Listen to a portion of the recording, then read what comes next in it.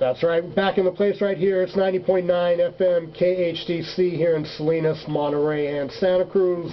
104.1 FM out there in Hollister, San Juan Bautista, and South Gilroy. Streaming live worldwide at WednesdayRec.com. And you know the deal. I told you guys about it earlier. Now we got the man himself. Khan is in the house with me. What's happening, man? What's happening, Kazzeo? Thanks for having me in, man. Absolutely, man. Absolutely. So, you know, I came to know about you through the Saturday Sesh show. Oh, for sure. I heard them playing you, and, you know, as I was telling 1 a.m. this as well, you know, one of the things is, you know, I can't be on top of everything all at once, so I kind of, you know, for what it is, I use the Saturday Sesh as like kind of like, you know, I go in there real quick and, you know, I'll listen to it, and if something sticks out to me, I say, oh, I like that, I like that, I like that.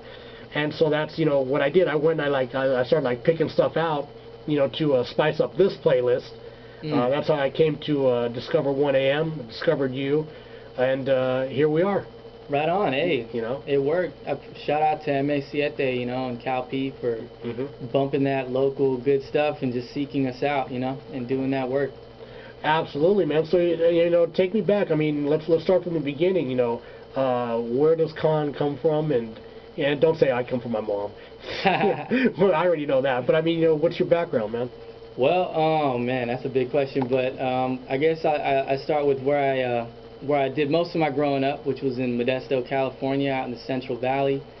And, you know, I'm the son of immigrant parents from Fiji. We're Indian, but we're from Fiji, you know, by way of Fiji. So that's something about us.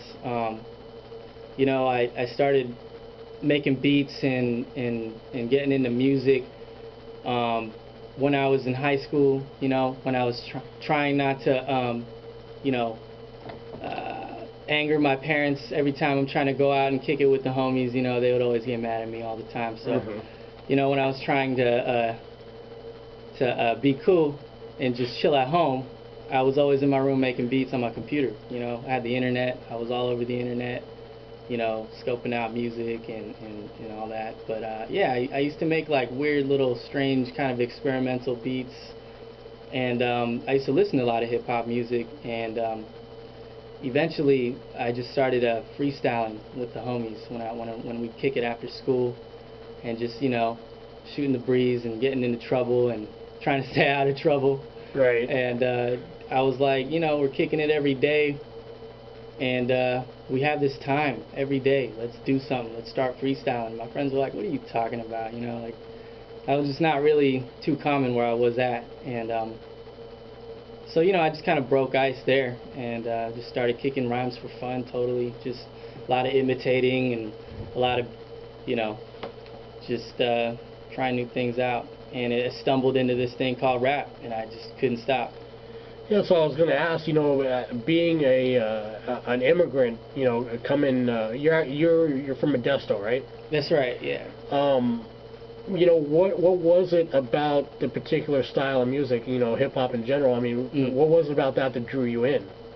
Man, so in my household, you know, my parents being from Fiji, you know, and growing up there, there's a big absence of American culture and knowledge of just pop culture, and hip-hop was an insight into all of that for me. It was like explaining things that you see happening around you that are hard for me to explain, and, you know, hard to understand if you're not from that. So yeah, it was just always learning something, and it was fascinating to me, you know, like the whole Tupac thing was huge when I was growing up. Just, you know, how he passed and everything, and all the beef and all that, and it was just like always interesting to me. So yeah. So it was like hip-hop was kind of like a sonic encyclopedia for you. In a way, yeah. I've learned so much from hip-hop, and it's informed a lot of my worldview. And that's what's cool about hip-hop, and why you get so many different people at a hip-hop show, all just vibing on one kind of sound and one kind of thing, even though there's so many different perspectives in the room.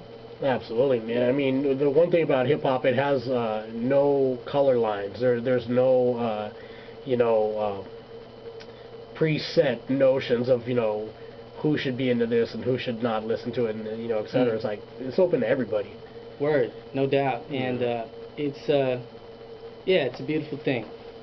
Hey, so another thing I heard you talking about on your interview with M and Cal P was the difficulties dealing with your parents' non-acceptance of what it is you do. I mean, talk a little bit about that. Some of the difficulties dealing with, you know, bucking tradition and, like, you know, making your own path. Yeah, so there's a whole lot of that. You know, to this day, I would say, like, my dad, you know, still is just like, what is this kid doing? And at this point, you know, my mom, she's actually pretty supportive of it. You know, they're not like always trying to find my new music and listen to it, but, you know, in general, my mom at this point is like, you know, if that's something he wants to do, that's fine. But a lot of the difficulty is just kind of like, well, let me just tell you a story. My dad found out I rap through, he stumbled upon a YouTube video that was like, one of my like family friends posted it because he made the video, and it was like a cipher competition type of thing. It was like a video competition put on by Santa Cruz Cyphers several years back. Okay. Shout out Snack One, he made that beat for that competition. What was Santa Cruz Cypher? Was that the thing they used to do at the that little bar on Seabright Avenue? They were all around town doing different things. I think mostly they were at it was downtown on Pacific Avenue at the Blue. Okay. The Blue Lagoon. Right. But yeah. What was I saying? You were talking about your father discovered a video that you made on YouTube. That's right. Yeah. So actually, that was like I moved back to Modesto for a little bit, and that's when I made that video to just, you know, try to win that beat or whatever. I forgot what the prize was, but I ended up winning it. And anyway, this video just kind of got like reposted around within my community, and my dad saw it and was like, "What is this? What are you talking about?" And it was a particular kind of writing too. It's not something I would typically drop, but it was kind of like flexing, you know. It was a competition, so it was kind of like battle rhymes, you know. And yeah, there's a whole lot of facets of my life that my parents don't know too much about. It's really common in my community to just kind of live that life you want to live, but you're not necessarily fully open. I don't think a lot of people understand that unless you're from that community. I don't know. Now, with what they've heard that you do, are there any conflicts with like the content itself, or just the actual style that you're expressing yourself? Yeah, I don't know. I'm not too worried about my content. I'm pretty strategic about you know, what I'm saying and how I'm saying it. I'm very thoughtful, but even then, you know, my parents, they wouldn't even know half of what I'm saying on the mic, you know. Oh, okay. Because hip-hop is a language too, right? Right, right. So, like, yeah, it's like they might not pick up everything, and that's kind of what makes it cool for me too. It's like, this is what makes it mine, and part of a different kind of culture that I am part of, that's not my Indian, Fijian roots.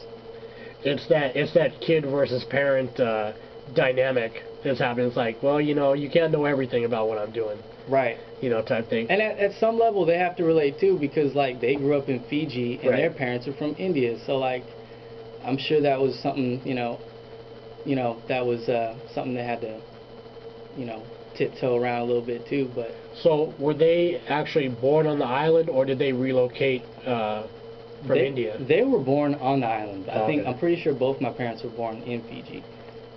But yeah, my grandparents on both sides, they both made their way to Fiji. It took a long way around the world to get to Santa Cruz. Oh yeah. So yeah, then my folks, they moved to Arizona initially, and then that's where my older sisters were born, and I was born out here in Cali, the only Cali baby in my direct family. So you're the youngest of the I am. of the crew? Yep. I was always, growing up around like older people, I was always like the youngest in the room.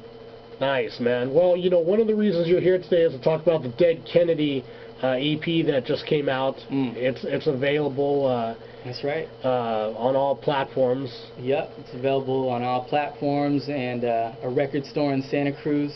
Downtown, pretty much the only record store downtown in Santa Cruz. So you don't need a brain surgery degree to figure out what we're talking about.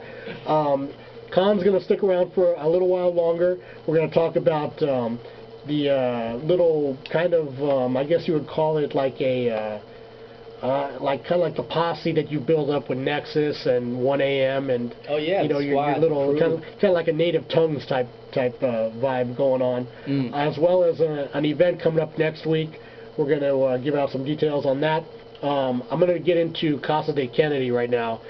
Tell me a little bit about this, who produced it, who's on it, etc., and then we'll jump into it. Word. So this track, Casa de Kennedy, is produced by Kai, a great producer, and it features vocals by me as well as Nexus, and it's a really dope track about a place we used to live, a space we used to live that's no longer in existence due to gentrification, but we're just going to take you back there for a little bit and revisit this spot, Casa de Kennedy.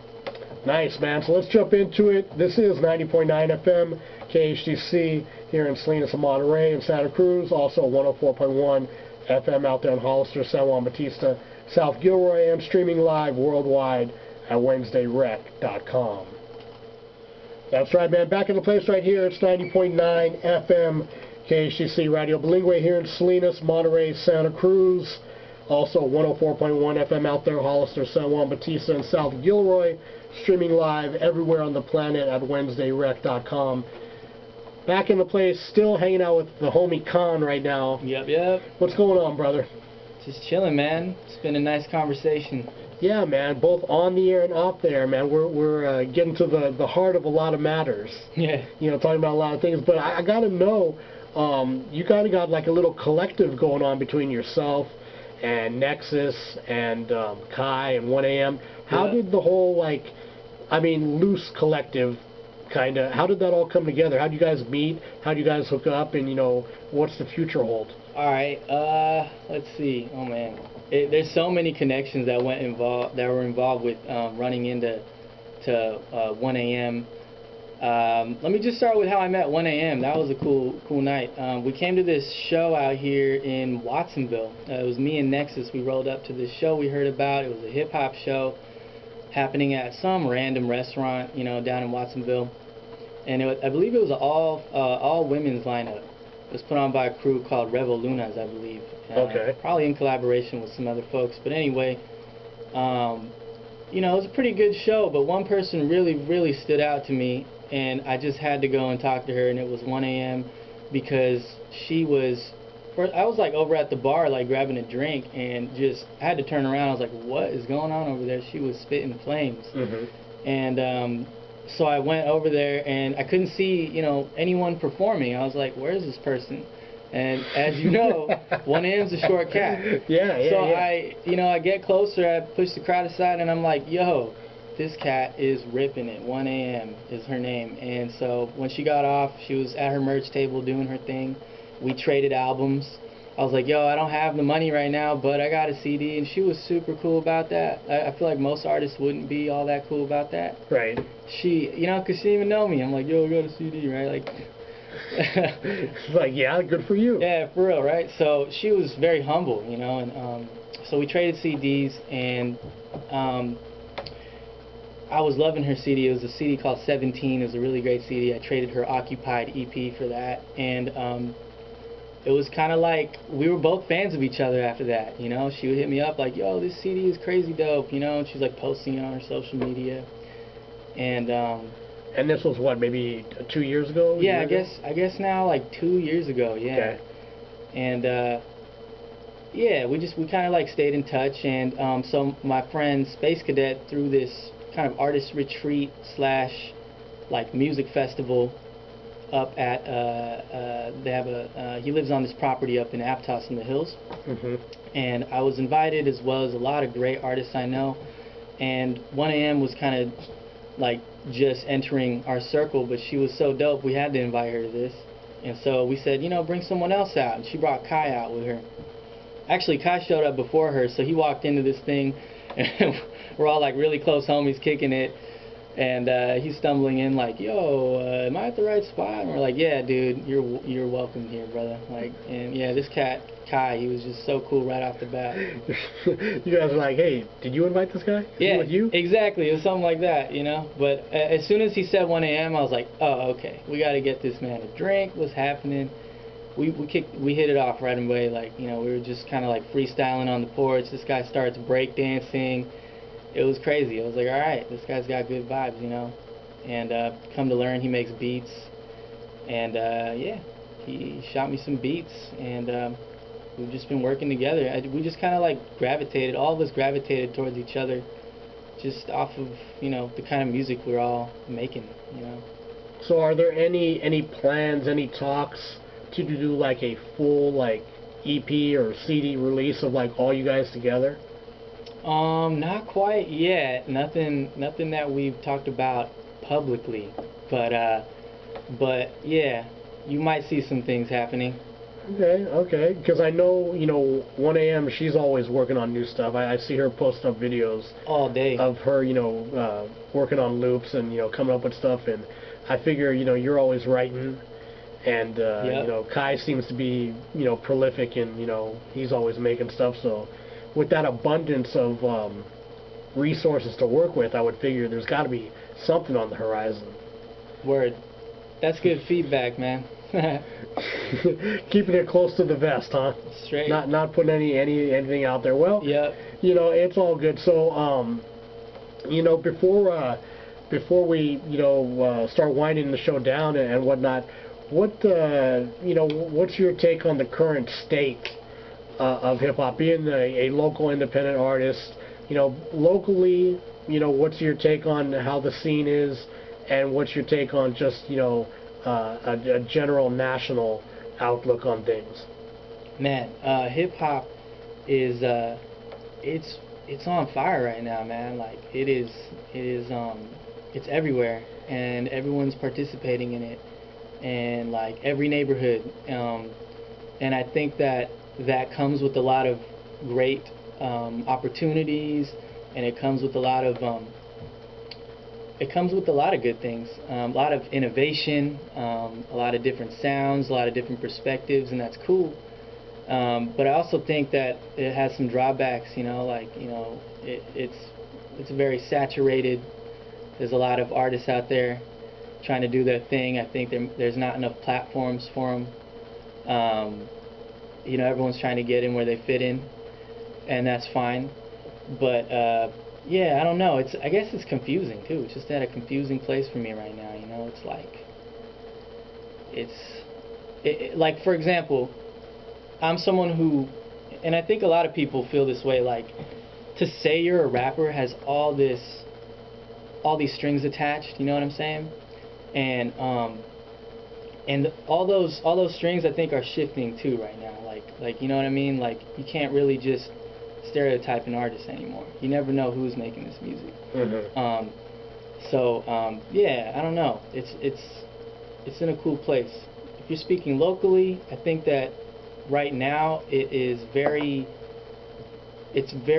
like, in the Central Coast, there's certain artists who are stepping up and doing their thing, and we're all getting connected at this time, and I think it's really cool. It's never happened in that way before, I think. Like, there used to be a cypher scene in Santa Cruz with a whole lot of people, and a lot of those people, like, I don't even know where they are at this point, but I feel like now it's like those who remain they're doing their thing really well. So yeah, it's almost like slimmed down, but like more robust in the talent I'm seeing out here. And it's improving, I think, I would say, in general, the sound and everything. So, you know, being, you know, encompassed in the local scene as you are, who are some of the younger kids, aside from yourself and 1 a.m., who should we be checking for? Who's next up? Well, I'm waiting on Nexus to drop his mixtape. I'm just going to throw that out there right now. Challenge. Yeah, Nexus, you got to drop that, bro. It's called the Mellow Mashika mixtape, and he needs to come out because, yo, if you've probably been to a show and seen the cat, you've come to one of my shows, and you know he rips it. Another great cat, Oliver Gordon. You know, he's doing his thing. He's putting his a lot of his time into his music, and it's sounding great. Who else out there? Man, I hate being put on the spot because I always forget people. There's so many great artists I know, and I don't want to like forget anybody. Well, I'm sure if people want to check out some of those great artists, you got an event coming up next Wednesday night. Absolutely. Some of them will be performing at this, so talk a little bit about what's happening next Wednesday night. Yeah, so next Wednesday we got a show. It's called Digging in the Crepe, Volume 2. It's gonna be a cool hip hop show. You know, we got a DJ. There's gonna be a DJ set. There's gonna be a beat set. So DJ General Flint's gonna be spinning some beats. We're gonna have a featured beat set so we can highlight producers, you know, in hip hop by a cat named Dylan Shakib, aka Dip. We got on the microphone, we got raps going on. We got Alwa Gordon performing, 1 a.m. We got Sandra J, who formerly went by Shama Mama.